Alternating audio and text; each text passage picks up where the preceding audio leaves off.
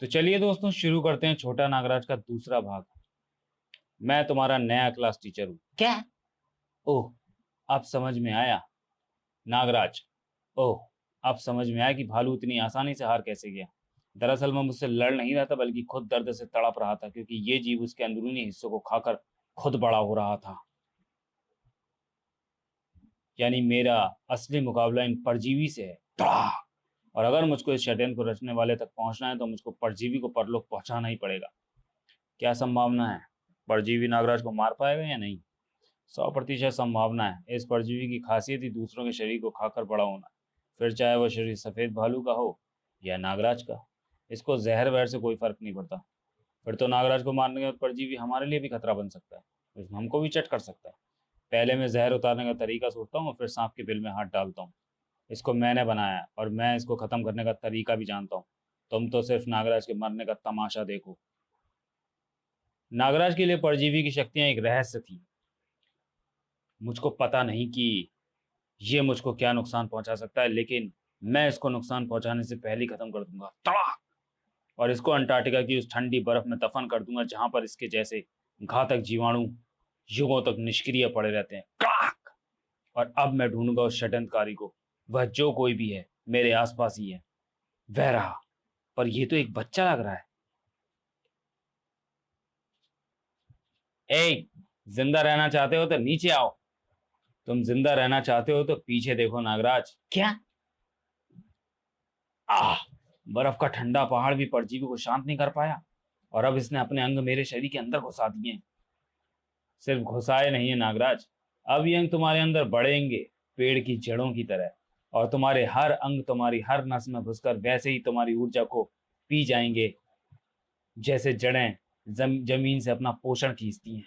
इनसे बचना मेरे लिए मामूली सा काम है बच्चे। मुझको सिर्फ इच्छाधारी कणों में बदलना है और ये भी तुम्हारे साथ उन कणों में बदल जाएगा क्योंकि इस वक्त ये तुम्हारे शरीर का ही एक अंग है। आह! ये तो मैं भूल ही गया था, इसने मेरे बारे में पूरी स्टडी कर रखी है। अब मैं क्या करूं अपने आप को बचाने के लिए? नागराज के रक्त में ही पैदा होने वाले सूक्ष्म स्वर बड़ी जाबाजी से नसों में बढ़ती जड़ों का मुकाबला कर रहे थे, परंतु परजीवी के अंग उनको भी अपना आहार बनाते जा रहे थे। नागराज की ताकत को परजीवी बहुत तेजी से पीता जा रहा था। आह! इतनी भयानक ठंड में मैंने अब तक तो अपने आप को संभाले रखा था, पर अब मेरी ताकत जवाब दे रही है। वैसे हम सभी एक तरह के परजीवी हैं, किसी ना किसी को खाकर ही जीवित रहते हैं। अरे वाह!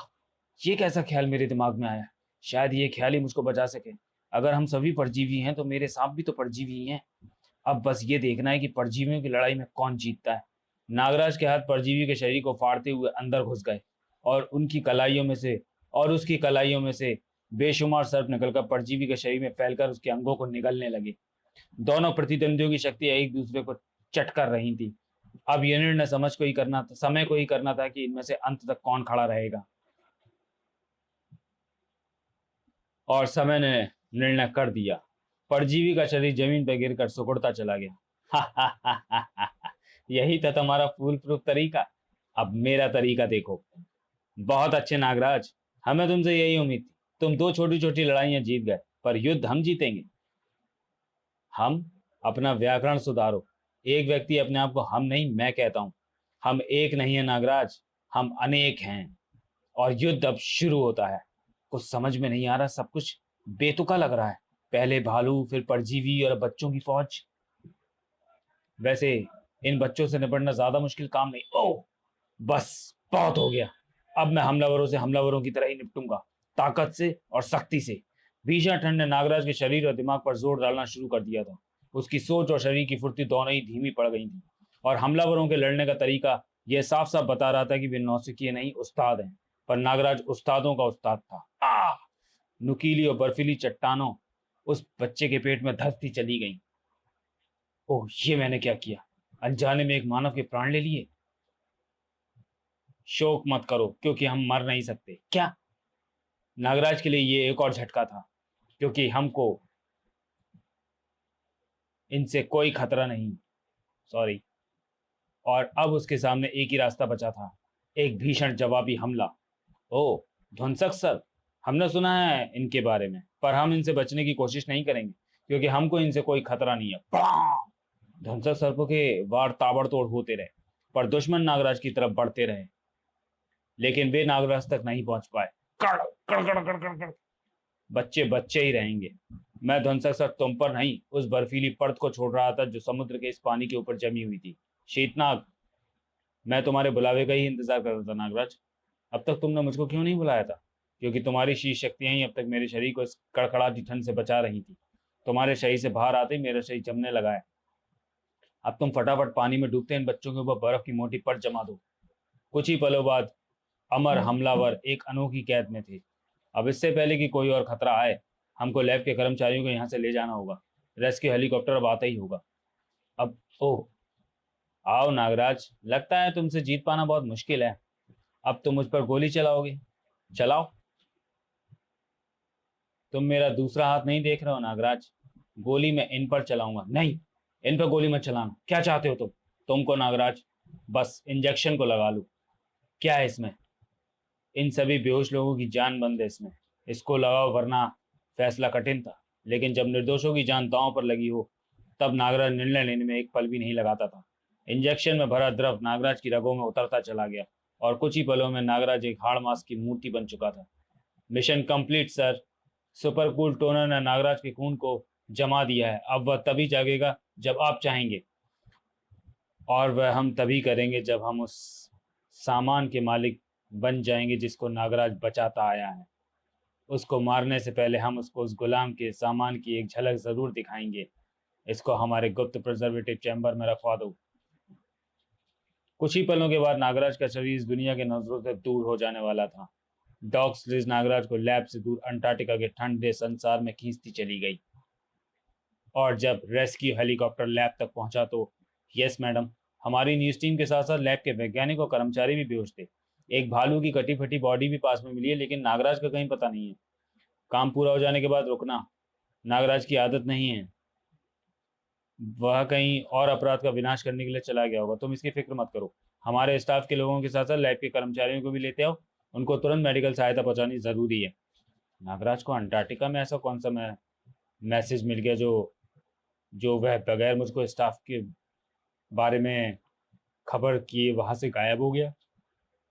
चक्कर क्या है? वेदाचार विद्यापीठ में। यार ये टीचर बच्चा से जरूर है, लेकिन ये पहला ऐसा टीचर है जिसका पढ़ाया हुआ समझ में आ रहा है। हे भगवान, ये पीरियड कब खत्म होगा और कब मैं ध्यान लगा पाऊंगा? विशांक, विशांक, तुम मेरे पढ़ाने पर ध्यान नहीं दे रहे हो? नहीं सर, मैं सुन रहा था। सुन रहे थे तो मुझको बताओ कि मैं क्या पढ़ा रहा था। आप इलेक्ट्रोमैग्नेटिक स्पेक्ट्रम के बारे में पढ़ा रहे थे। आपने बताया था कि हीट और लाइट भी इसी स्पेक्ट्रम का एक भाग है। Electromagnetic spectrum. विशांक बोलता चला गया और काले चश्मे के पीछे छुपी टीचर की आंखें चौड़ी होती चली गईं। अमेजिंग, आश्चर्यजनक। मुझको पूरा यकीन है कि जब मैं पढ़ा रहा था तो ये कुछ और ही सोच रहा था, लेकिन फिर भी जो मैंने पढ़ाया था वो इसने वर्ड टू वर्ड सुना दिया। इस स्टूडेंट में कुछ अद्भुत बात है। इस पर नजर रखनी पड़ेगी। ओह, लंच हो गया, क्लास ओवर। डंग डंग डंग डंग डंग डंग डंग डंग। बहुत टाइम खराब हो गया। अब तक तो नागराज काम पूरा करके वापस भी आ गया होगा। फिर भी मैं कोई शांत जगह ढूंढकर उसको ढूंढने की कोशिश करूंगा। लेकिन विशांक के लिए काम इतना आसान नहीं था। अब इस पोनीटेल के पीछे रहना होगा। अगर इसने प्रिंसिपल रूम की तरफ कदम भी बढ़ाया तो मैं इसके दोनों पैर तोड़ दूंगा। ये नजर से ओझल ना होने पाए। उफ, ये दोनों मेरे पीछे पड़ गए। अब इनकी नजरों से दूर कैसे हूँ? ए विशांक, आज मैं लंच तेरे साथ करूंगी। जरा पता तो चले कि तू खाता क्या है जिसमें जिससे तेरा दिमाग इतना तेज है। ओके ना, कोई प्रॉब्लम तो नहीं है ना? ओ लतिका, कोई प्रॉब्लम नहीं है। मैं तो ढेर सारे दोस्तों के साथ बैठकर खाना पसंद करता हूँ। तुम जरा उन दोनों को भी लंच के लिए ले आओ। वो दोनों, रानी और जॉनी? अ, रॉनी और जॉनी? वो तो बुली हैं, उनसे कोई दोस्ती नहीं करता। बुली यानी क्या? बुली यानी बुल जैसा, मतलब वो दोनों दादागिरी करते हैं। तब तो उनसे दोस्ती करना और भी जरूरी है। मैं जरा हाथ धोकर आता हूँ, तब तक तुम उन दोनों को जैसे भी हो लेकर आओ। ए रॉनी, ये टेलीफोन हमारी तरफ क्यों आ रहा है? गड़बड़ है यार, ये तो रॉन्ग नंबर पर भी आधे घंटे तक बात कर लेती है। इसने हमको पकड़ लिया तो लंच तो छोड़, ये छुट्टी तक का टाइम पी जाएगी। फिर क्या करें? फूट ले, जान बची तो विशांक का फिर से पीछा कर लेंगे। भाग। अरे रॉनी, पॉनी, मेरा मतलब जॉनी, आजा, लंच तो कर ले, भाग गए। और अब ये विशांक कहाँ गया? हाथ धोने गया है या नहाने गया है? कितना टाइम हो गया? चल, तू तो लंच कर ले राधिका, वरना कमजोरी से तो बोला भी नहीं जाएगा। मेरा काम तो हो गया, अब किसी ऐसी जगह को ढूंढना है जहां पर किसी की नजर मुझ पर पड़े ही नहीं। कुछ ही पलों के बाद विशांक एक अनोखी जगह पर बैठकर ध्यान लगा रहा था। बगैर नागराज की हालत देखे मुझको चैन नहीं पड़ेगा। वह कहीं पर भी हो, मैं उसको जरूर ढूंढ निकालूंगा। कुछ ही पलों के बाद विशांक का मानस रूप अंटार्कटिका की खाक छान रहा था। इस लैब में तो कोई भी नहीं है। लगता है सभी हेलीकॉप्टर में जा चुके हैं। पर नागराज तो उसमें नहीं था। उसने भालू को भी मार डाला है, यानी वह यहाँ का काम पूरा कर चुका था। फिर आखिर वह गया कहाँ? अगर वह महानगर वापस आ चुका होता तो मुझको आभास जरूर हो जाता। मुझको अपने मुझको अपनी खोज का दायरा बढ़ाना होगा। मानस तरंगों की गति प्रकाश से भी कई गुना तेज होती है, और इस गति पर उड़ते हुए विशांक के मानस रूप ने कुछ ही मिनटों में पूरे इलाके को छान मारा था। कमाल है, नागराज का कहीं कोई पता नहीं है। मुझे उसकी मानस तरंगे तक नहीं मिल रही हैं। आखिर वह है कहाँ पर? नागराज यहाँ पर था। शाबाश, तुम्हारे क्लोन बड़े काम के हैं डीन। इन्होंने नागराज की सबसे बड़ी कमजोरी का फायदा उठाकर उसको सुप्तावस्था में पहुंचा दिया है। और वह कमजोरी है निर्दोष जनता को बचाने के लिए अपनी जान तक को दांव पर लगा देना। और अपने सिस्टम पर काम शुरू कर दो। पूरी दुनिया के हर महत्वपूर्ण पद पर तुम्हारे क्लोन बैठे होने चाहिए। वह काम तो पहले ही शुरू हो चुका है मेरे रहस्य में पार्टनर। लेकिन जरा सोचो, इन बच्चों को कोई महत्वपूर्ण पदों पर क्यों बिठाएगा? लालच के कारण। इंसान पैसा चाहता है, पावर चाहता है और तरक्की चाहता है। तुम्हारे क्लोनों के दिमाग में भरा इंटरनेट का पूरा ज्ञान उसकी इसी इच्छा को पूरा करेगा। और जब मानवों को इससे इनसे फायदा होगा तो वे इनके सारे फायदे कायदे कानून ताक पर रखकर सिर आंखों पर बिठाएंगे। लेकिन बच्चे ही क्यों? अगर ये क्लोन बड़े होते तो हमारा काम आसान हो जाता। हालांकि ये क्लोन इंसानों के मुकाबले 10 गुना तेजी से बढ़ते हैं, लेकिन फिर भी हमारे पास इतना समय नहीं कि हम इनके बड़े होने का इंतजार करें।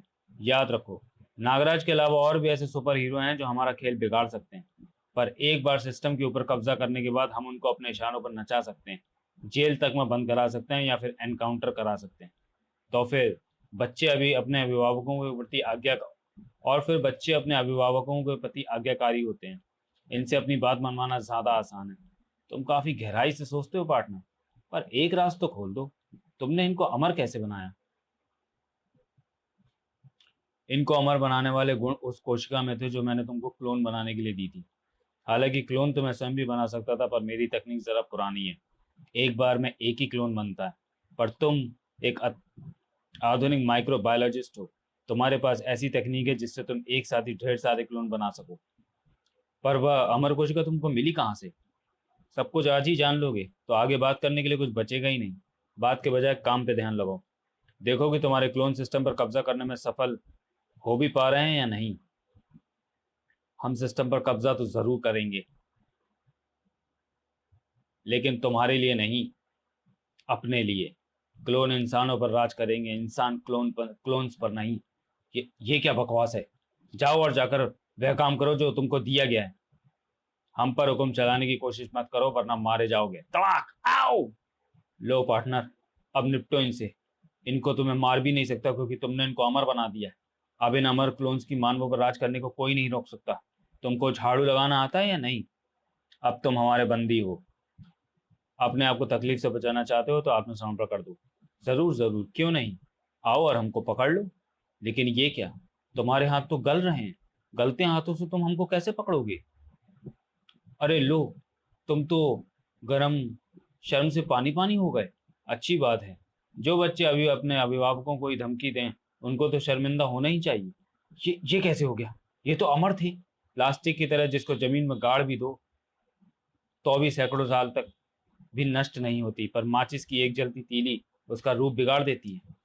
अब अगर तुम सब भी गलना नहीं चाहते हो तो जाकर वह काम पूरा करो जिसके लिए तुमको पैदा किया गया है। कमाल है, पर तुमने ये किया कैसे पार्टनर? कैसे? पार्टनर की सोच एकदम सही थी। इस दुनिया के सिस्टम को लालच ही चला रहा था, पैसे का लालच। ये आप क्या कह रहे हैं चेयरमैन साहब? आप इस 90,000 करोड़ की कंपनी को एक बच्चा चलाएगा? ये बनेगा मैनेजिंग डायरेक्टर? सही समझे। मैं तो इनसे मिल भी नहीं रहा था, पर एक बार इनसे बात करके मेरी तो आंखें खुल गई। इनके आइडिया कंपनी को नई ऊंचाइयों तक ले जा सकते हैं। वैसे आइडिया तो आपके दिमागों में भी पिछले 25 सालों में भी नहीं आए। जबकि आप सभी लोग कंपनी से लाखों की तनख्वाह लेते हैं और ये मिस्टर शशांक सिर्फ 5,000 रुपए पर काम करने के लिए तैयार है। आज से आप सभी मिस्टर शशांक को रिपोर्ट करेंगे। Meeting is over. पावर का लालच। आपके पास चाहे 2 विधायक हो या एक भी ना हो, फिर भी मैं आपको इस राज्य का मुख्यमंत्री बना सकता हूँ। हाँ हाँ, जैसे कि मैं अलादीन हूँ और तू चिराग का जिन्न। जिन्नी समझ लो। मैं जानता हूँ कि विधायकों को कैसे पटाया जाता है। ठीक है, तुम तुझ में कॉन्फिडेंस लगता है, ये जुआ भी खेल लेते हैं। बता, कितना पैसा लगाना है इस काम में? जब जरूरत होगी सब बता दूंगा, पर मेरी एक शर्त है। बोल बोल, बिना शर्त के जुआ कैसा? क्या शर्तें हैं तेरी? तुम्हारे मुख्यमंत्री बनने के बाद मैं तुम्हारा मुख्य सलाहकार रहूंगा और तुम मेरी हर बात मानोगे, वरना जैसे मैं तुमको मुख्यमंत्री बनाऊंगा वैसे भिखारी भी बना सकता हूँ। डरा मत यार, मुझको तेरी हर शर्त मंजूर है। पहले मुझको मुख्यमंत्री तो बना। तरक्की का लालच। एक नए प्रोटीन की खोज। अरे इस खोज में तो हम अपने 20 साल बर्बाद करके निराश हो चुके थे। इस फॉर्मूले को तुम्हारे लैब पा सकती है, पर मुझको यहाँ का सीईओ बनाना है, बनाने के बाद। मंजूर है। तो चलिए दोस्तों, वीडियो को यहीं समाप्त करते हैं और मिलते हैं दुश्मन नागराज के तीसरे भाग में अगले वीडियो में। तब तक के लिए धन्यवाद।